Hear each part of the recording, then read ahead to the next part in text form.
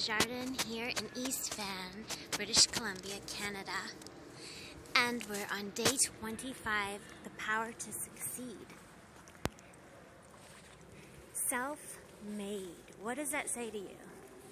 Do you consider yourself self-made? Self-made what? I'm definitely a self-made massage therapist. I did go and get education in high school, which you need.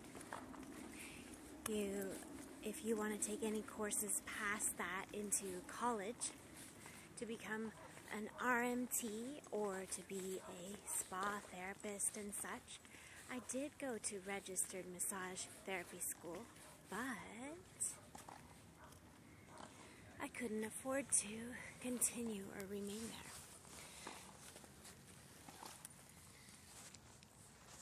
there.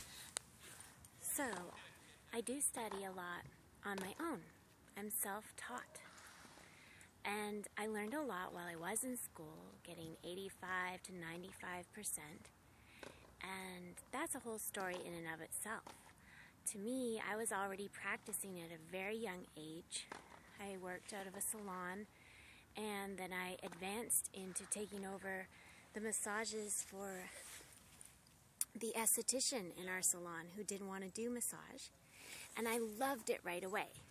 So to me, I consider myself self-made. That was when I was 16 and I'm now 41.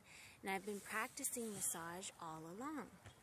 You can educate yourself by apprenticing with others, listening and learning and watching others. You can take expensive courses, university, college. You can take online courses. There is so much information. You can take a book. And you know what? Someone who decides to educate themselves on whatever their interest is and whatever skill they want to strengthen, that they feel drawn to strengthening, well, you can do that. And that's considered self-made. So that's you creating your own success. And we really have no reason why we would block that, other than if our daily needs weren't taken care of. It's very hard to learn, but even then, there is a way you can improve in your life through education. Sufficient education is available. So you just need to decide what you want. To me, it was sort of always in my system to want to be giving, nurturing, healing. Often when I was young, people thought, oh, she's going to be a nurse, because I was very caring, very nurturing in that aspect, considering other people and such. And even at one point when I was young, I thought I would be a veterinarian, and I quickly realized, no, that's not really the industry I want to be in. And I love animals. At the same time, each career has its own interesting path, and sometimes, including high school, including any form of school, the teacher may just have you checkmarked and jumping through hoops that don't seem to be giving you education, but is moving you forward in your life. So just check in with yourself and see, how am I self-made? Because there is so much knowledge available, especially now that we have internet in the system. You can Google and search and learn just about anything and activate just about any type of education, from relationships, to more medicinal, nutritional type aspects. And really, it's quite inexpensive to teach yourself. And you may want to take more formal training so that you can have a more detailed learning depending on what you're going for. I've been discussing Napoleon Hill, Think and Grow Rich, and how he was studying several thousand people. 98% of those people were considered failures because they did not achieve what they wanted. Most of them didn't even know what they wanted at all. And one of the reasons people failed was, what are we at, number 4 or 5 or something out of 31? I think we're at 4.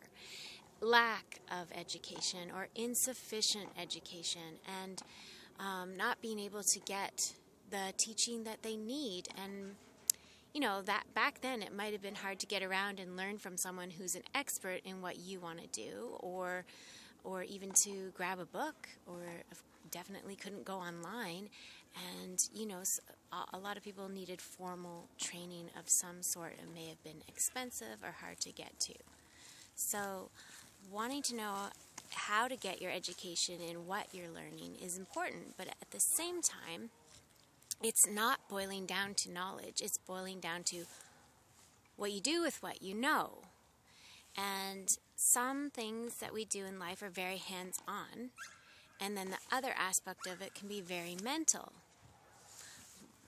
Like, for instance, massage therapy. To me, it's more of a hands-on type of work, and there is a mental aspect, but you don't need to go to so much knowledge in order to give the correct healing massage. You need to understand how it works, yes, hands-on, and yet you don't need to always think about all the details to actually be really good at that profession, especially if you're working on a more healing level, less on sort of a clinical level.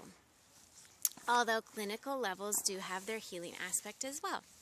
So it's whatever you're feeling, you need to expand on. You need to apply what you do know. And it is good to learn and educate and self-teach yourself and make sure you're getting the correct information, but putting it into practice. So, and that can be with anything. You can learn how to take care of your body, how to exercise, what works best for your body, or learning how to, like if you want to learn how to work with plants, it may be more of a hands-on aspect than needing to read lots of books. At the same time, reading lots of books can go hand in hand with learning the details of working with plants and how to make them flourish, from flowers to growing vegetables. If you wanted to be a farmer, you could learn hands-on from another farmer, right? So just be aware that whatever knowledge you do have, it's about persistently applying that knowledge. Today's day and age, we can be self-made. And remember, you can activate your blog no matter what self-made angle or aspect or skill you've decided to go in or have gone in.